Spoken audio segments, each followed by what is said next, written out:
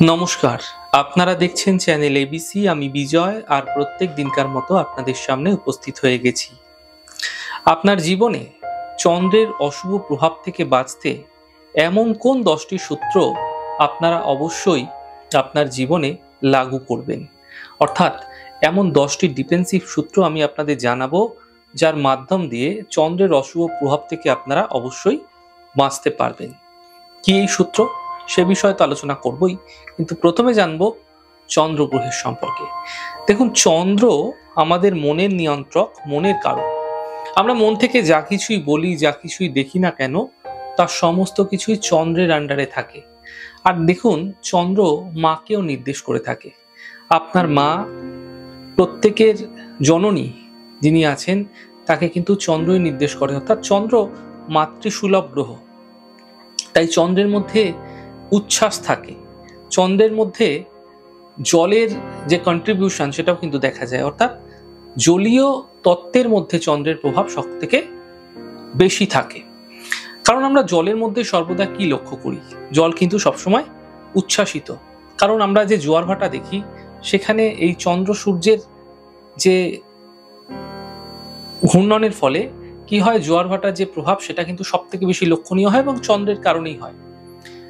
এর জোয়ার এবং ভাটা এই দুটো কিন্তু চন্দ্রের কারণেই হয়। তাই চন্দ্রের মধ্যে আরেকটা জিনিস আমরা দেখে থাকি যে পূর্ণিমা অমাবস্যা, অর্থাৎ পূর্ণিমার সময় পূর্ণ চন্দ্র, আবার সেই চন্দ্র কিন্তু ক্ষীণ হয়ে আসে ধীরে ধীরে অমাবস্যার সময়কালে। এরকম কিন্তু আমরা লাভডাব দেখতে পাই, অর্থাৎ আমরা চন্দ্রের উত্থান এবং পতন আমাদের মনের মধ্যে যেটা সর্বদা চলে।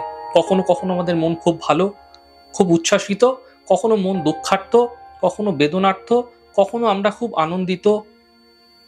আলাদা আলাদা মনের তরঙ্গ কিন্তু আমাদের মধ্যে লক্ষণীয় হয়।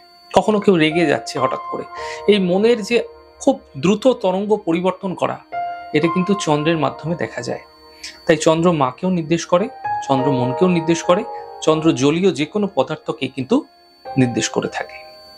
এবার জানবো সেই 10টি সূত্র, যেই সূত্রের মাধ্যম দিয়ে আপনারা আপনাদের জীবনে চন্দ্রের অশুভ প্রভাব থেকে অবশ্যই বাঁচতে পারবেন। দেখুন, যাদের জন্মকুষ্ঠিতে চন্দ্র অত্যন্ত শুভাবস্থায় আছে, তাদের ক্ষেত্রেও চন্দ্রের এই যে বিষয়গুলি আমি বলবো, আলোচনা করব, আপনারা আপনাদের কর্মফলের মাধ্যম দিয়ে কিন্তু চন্দ্রকে দুর্বল করে ফেলতে পারেন। অর্থাৎ যাদের চন্দ্র বলশালী, যাদের চন্দ্র শক্তিশালী রয়েছে, তারাও তাদের কর্মফলের জন্য কিন্তু তাদের জীবনে চন্দ্রকে দুর্বল করে ফেলতে পারেন। তাই এই 10টি সূত্র আপনারা মেনে চলুন। আর যাদের চন্দ্র অশুভ রয়েছে, পীড়িত রয়েছে, তারা তো এই 10টি সূত্র অবশ্যই মানবেন। দেখুন, প্রথমেই বলবো, মায়ের সাথে কখনোই খারাপ ব্যবহার করবেন না। আপনার চন্দ্র যতই বলশালী থাকুক না কেন, আপনি নিশ্চিতভাবে জেনে রাখুন, আপনি আপনার মায়ের সাথে খারাপ ব্যবহার করছেন, তো চন্দ্র নিশ্চিতভাবে দ্রুত আপনাকে বিড়া দিতে শুরু করবে। তো সুতরাং চন্দ্রের অশুভ প্রভাব থেকে বাঁচতে মায়ের সঙ্গে কখনোই খারাপ ব্যবহার করবেন না।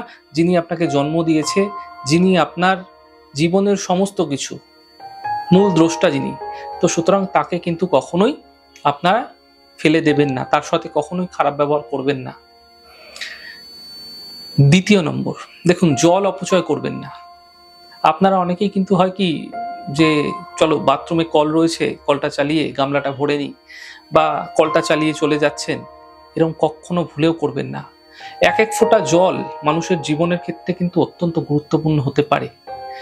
দেখুন, আমরা যেই স্থানে থাকি, বা কিছু মানুষ এমন এমন স্থানে থাকে যেখানে জলের প্রচন্ড অভাব, গ্রামগঞ্জের দিকে গেলে এখনো দেখা যায়। সুতরাং এক এক ফোঁটা জল, এক এক বিন্দু জল কিন্তু আপনারা অপচয় করবেন না। আপনারা অনেক সময় কি হয়, জল খান, জল খেতে খেতে অর্ধেক জল খেয়ে সেই জলটাকে আপনারা ফেলে দিয়ে চলে আসেন, কখনোই করবেন না। জল আপনারা চেষ্টা করবেন অপচয় না করার, এতে কিন্তু চন্দ্র আপনাদের ক্ষেত্রে অবশ্যই দুর্বল হবে। মনের মধ্যে কারো প্রতি বিদ্বেষ ভাব, কারো প্রতি শত্রুতামূলক আচরণ ভাব, এমনটি কিন্তু কখনোই মনের মধ্যে রাখবেন না। এর মাধ্যম দিয়ে কিন্তু চন্দ্র অবশ্যই খারাপ হতে দেখতে পাবে। কারণ চন্দ্র যখনই আপনি কারো প্রতি বিদ্বেষ ভাব রাখবেন মনের মধ্যে, তখনও কিন্তু আপনার মন, অর্থাৎ চন্দ্র, ধীরে ধীরে দূষিত হতে শুরু করবে।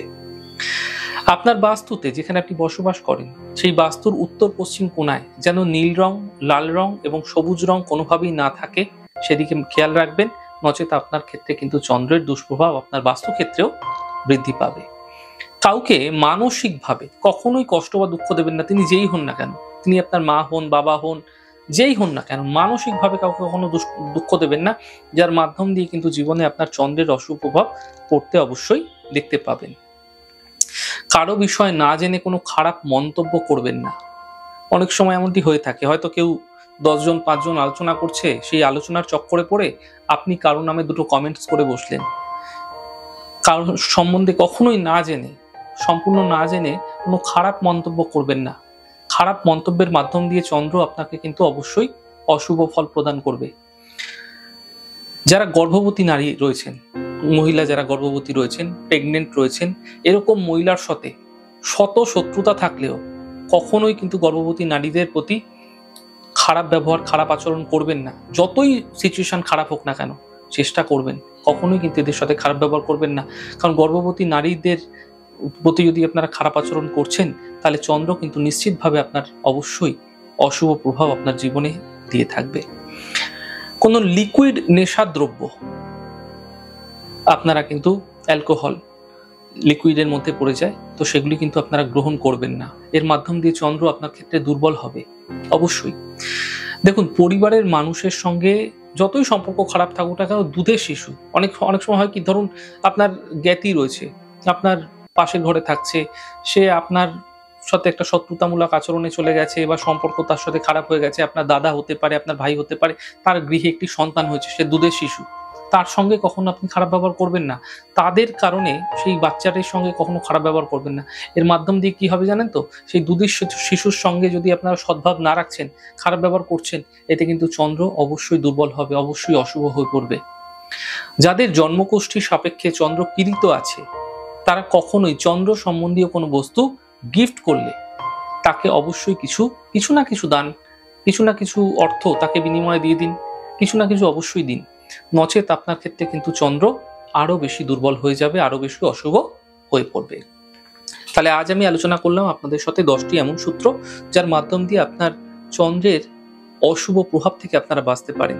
তো এই বিষয়গুলি আপনারা মাথায় রেখে চলুন, তা আপনাদের ক্ষেত্রে অত্যন্ত বিশেষ শুভ হবে।